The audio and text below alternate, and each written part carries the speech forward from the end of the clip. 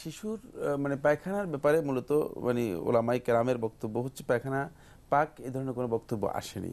শুধু প্রস্রাবের ব্যাপারে শিশুদের মানে ইখতিলাফ রয়েছে ওলামাই কেরামের মধ্যে।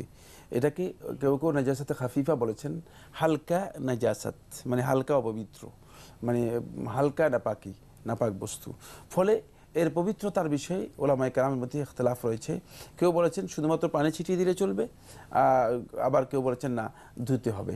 ইখতিলাফ রয়েছে যতদিন পর্যন্ত সে মানে মায়ের দুধ পান করবে, বাইরের কোনো খাবার তাকে মানে খাওয়ানো হবে না, ততদিন পর্যন্ত এই মাসালা মানে এই বিষয়টি রয়েছে। বাকি মায়ের দুধ যখন পান করানো হবে তখন কিন্তু মানে তার পেশাব আবার মানে সেটাকে তাহারাতের নাজাসাতের মধ্যে চলে যাবে এবং সেটাকে ধোয়ার বিষয়টি এসে যাবে যখন মায়ের দুধের সাথে আবার বাইরের খাদ্য খাওয়ানো হবে, বাইরের খাবার খাওয়ানো হবে।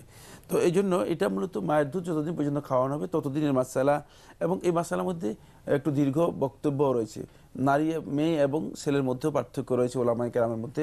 কেউ কেউ বলেছেন যা যদি মেয়ে হয়ে থাকে তাহলে ধুতে হবে, আর ছেলে হলে ধুতে হবে না, কারণ ছেলেদের পেশাব পাতলা হয়ে থাকে, মেয়েদের পেশাব একটু ভারী হয়ে থাকে।